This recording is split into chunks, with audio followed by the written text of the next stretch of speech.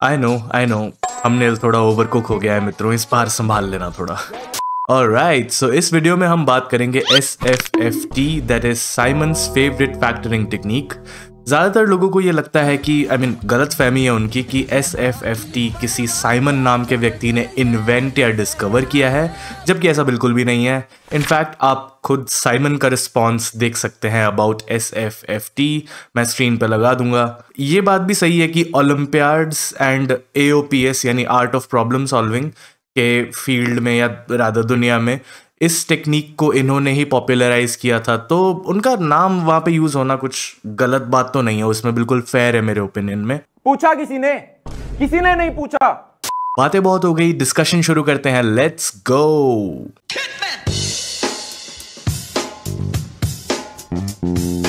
रे गोटेड़िया बकरी की बात तो बाद में पता चलेगी, लेकिन ससुर ये साइमंस फेवरेट फैक्टरिंग टेक्निक के हुए है। मजाक ना करे लाडले, सच सच बता दिए। इस टेक्निक में हम ऐसे एक्सप्रेशंस को फैक्टराइज करने की कोशिश करते हैं जिनका नेचुरली कोई फैक्टराइजेशन नहीं होता। चिंता ना करें, कवि कहना चाहते हैं कि अगर आपका एक्सप्रेशन कुछ ऐसा दिखता है जहां x एंड y वेरिएबल्स है या फिर फंक्शंस भी हो सकते हैं, एंड a एंड b जो है वो कॉन्स्टेंट्स हैं, वहां हम फोर्स फैक्टराइजेशन कर सकते हैं। देखते हैं कैसे। ओके, सो सबसे पहली चीज जो हम देख सकते हैं यहाँ पे वो है कि x y साथ में है, एक बार x अलग है और y अलग है, ठीक है, मतलब अलग अलग टर्म्स में है, आप ये कह सकते हैं। और a और b तो कॉन्स्टेंट्स है, कुछ नंबर्स हो सकते हैं ये।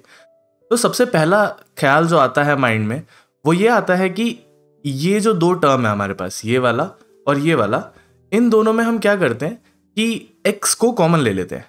अगर हमने x को कॉमन लिया यहाँ से तो पहले टर्म से मेरे पास सिर्फ y बचेगा एंड दूसरे वाले टर्म से मेरे पास सिर्फ a बचेगा, ठीक है।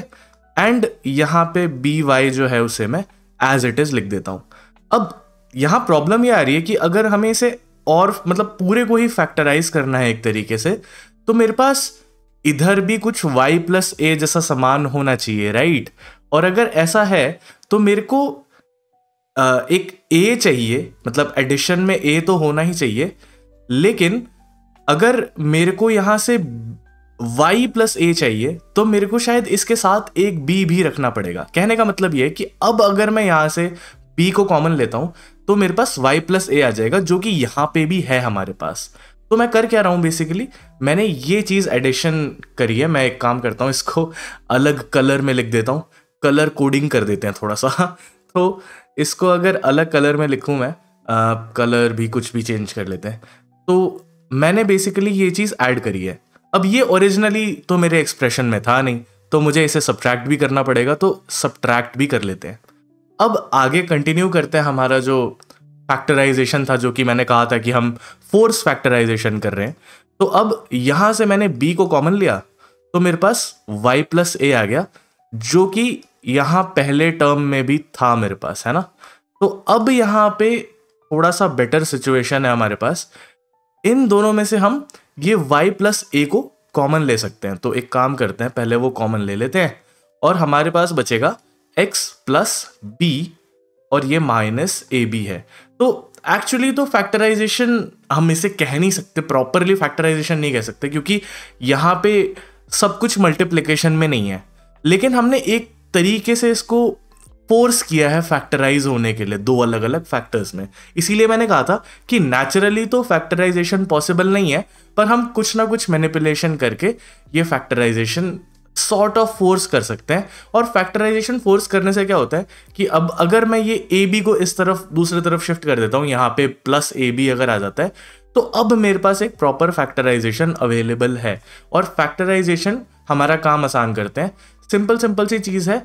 एक काम और करते हैं इसके साथ, बाय द वे यहाँ पे सिंस ये a और b लिखा है, कुछ लोग क्या करते हैं कि इसको माइनस वगैरह लिखना पसंद करते हैं। बेटर है कि अगर आप चाहो, अगर याद करना चाहो इसे एज अ रिजल्ट, तो इसको एज इट इज ऐसे ही याद कर लो जैसे कि ये लास्ट वाला लिखा है। और अगर कभी यहाँ पे माइनस वगैरह आ जाता है, तो सिंस मैंने कहा a और b कांस्टेंट है, तो अगर यहाँ पे सपोज माइनस a है तो इसे मैं प्लस ऑफ माइनस a की तरह देख के सेम यही फॉर्मूला अप्लाई कर सकता हूँ। तो कुछ लोग इस तरीके से याद करना पसंद करते हैं। अगर आपको याद करना है तो ठीक है, अदरवाइज एक काम करते हैं, इसका एक यूज केस दिखाता हूं आपको।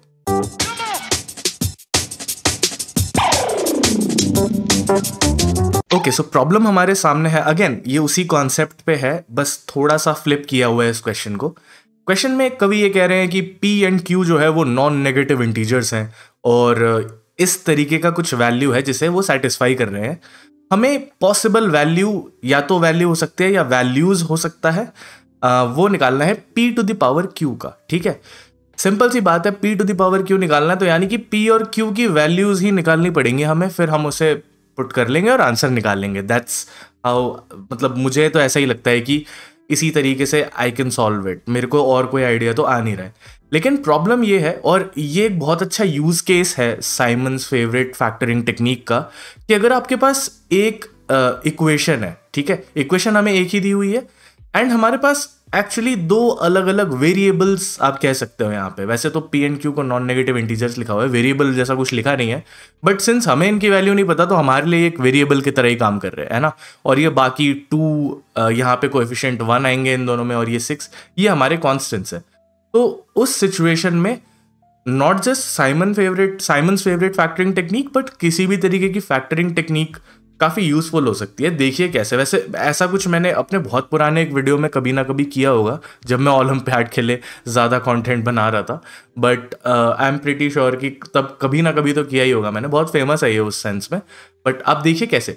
ठीक है, अब देखो यहाँ पे क्या हो रहा है, यहाँ पे इस टर्म में और इस टर्म में हमारे पास P जो है वो कॉमन आ सकता है। अगर हम ऐसा करके देखते हैं, लेट्स से कि हमारे पास, पहले तो मैं एक्सप्रेशन ही लिख लेता हूं एक बार, 2PQ दिया हुआ है और P और Q दिया हुआ है। ठीक है, बाय द वे फॉर्मेट वैसा ही है, दोनों वेरिएबल साथ में है, एक बार वेरिएबल एक ही वेरिएबल है और दूसरी बार में दूसरा वेरिएबल है, तो कहीं ना कहीं वैसा देख के एटलीस्ट लग रहा है कि शायद साइमन्स फेवरेट फैक्टरिंग टेक्निक का कुछ रोल हो सकता है। अब अगर मैं P को यहां पे कॉमन लेता हूं तो मेरे पास आएगा 2Q + 1। अच्छा, और यहाँ पे खाली Q है मेरे पास, तो सबसे पहला प्रॉब्लम तो ये हो रहा है कि 2Q चाहिए और मेरे पास खाली Q है। ठीक है, तो या तो मुझे एक और Q ऐड करके सब्ट्रैक्ट करना पड़ेगा, और अगर मैं ऐसा करता हूँ, लाइक अगर ऐड करके सब्ट्रैक्ट करता हूँ, सब्ट्रैक्ट का मतलब है कि आप एक तरीके से कह लो कि दूसरे साइड पे ऐड कर रहा हूँ, तो प्रॉब्लम ये है कि यहाँ पे अगर मैं फैक्टराइजेशन कर भी पाया, लाइक 2Q बना लिया, अब मेरे को प्लस का 1 बनाना पड़ेगा, तो उसके लिए कुछ ऐड एंड सब्ट्रैक्ट करना पड़ेगा, तो मेरे पास अभी भी वेरिएबल भी है दूसरे साइड में, तो मेरे को लगता नहीं है कि फैक्टराइजेशन से कुछ हेल्प होगा। फैक्टराइजेशन से बेसिकली होगा क्या, एक चीज दूसरे चीज से मल्टीप्लाइड है और वो किसी चीज के इक्वल है।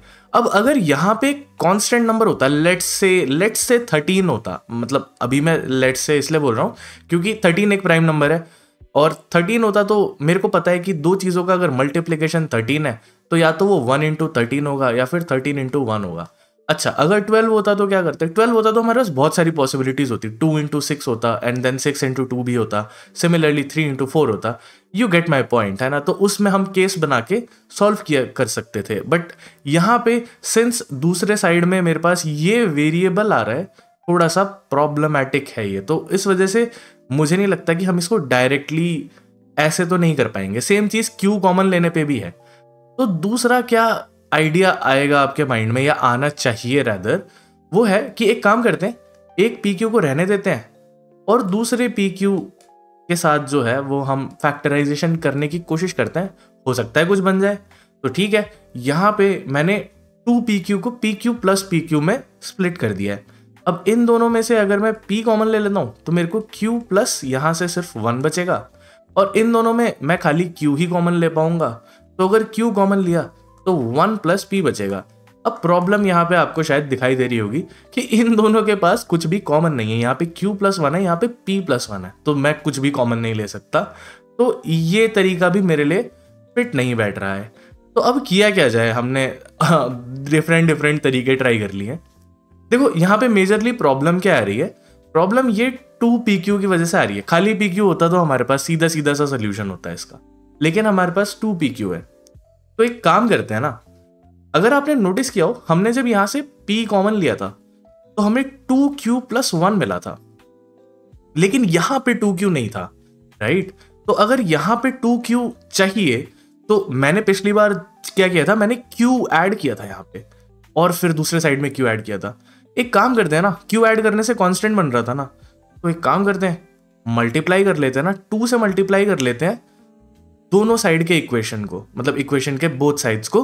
तो दोनों साइड का इक्वेशन क्यों बोल रहा था मैं तो अगर मैंने 2 से मल्टीप्लाई किया बोथ साइड्स में, तो एक तो इसके साथ 2 मल्टीप्लाई हो गया, क्यू के साथ तो 2 मल्टीप्लाइड है ही, एंड 6 के साथ 2 मल्टीप्लाई करोगे तो 12 बन जाएगा। अरे वाह, ये तो 12 की बात कर रहे थे, 12 बन ही गया यहाँ पे।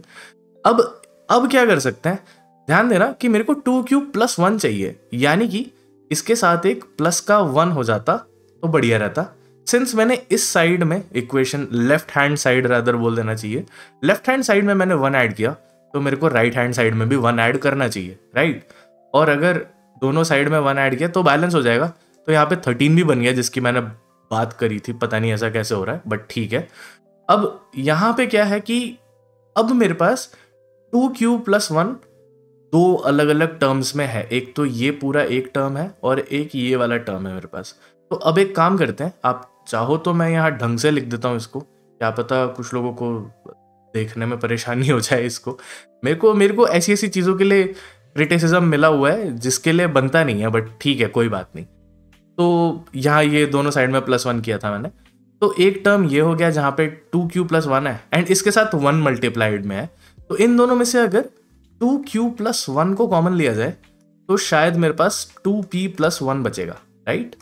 एंड इस सिचुएशन में मेरे को साइमन्स फेवरेट फैक्टरिंग टेक्निक का प्रॉपर एप्लीकेशन अब मिल गया है। क्यों? क्योंकि 2 चीज़ों का मल्टीप्लिकेशन एक नंबर आ रहा है, और एक और चीज़ हमें पता है, पी और क्यू नॉन नेगेटिव इंटीजर्स है, यानी कि 0 हो सकता है और 0 से ज़्यादा हो सकता है, ठीक है। तो इंटीजर्स को मल्टीप्लाई करके मेरे को 13 मिल रहा है। अब 13 के लिए या तो मैं इसको 2 ही तरीके से तो स्प्लिट कर सकता हूँ, अभी भी बात की थी हमने। एक, या तो ये 1 × 13 हो सकता है, या फिर 13 × 1 हो सकता है। क्यों? क्योंकि 13 एक प्राइम नंबर है, तो इसको और किसी तरीके से मैं स्प्लिट नहीं कर सकता, ठीक है। अब अगर ऐसा है तो केस 1 बना लेते हैं। केस 1 क्या है? केस 1, मैं केस लिखने में बढ़िया आलस आ रहा है, इसलिए मैं लिख नहीं रहा। अपने कुल की मर्यादा, देश की मर्यादा का हनन करने वाले द्रोही, धिक्कार है तुम पर।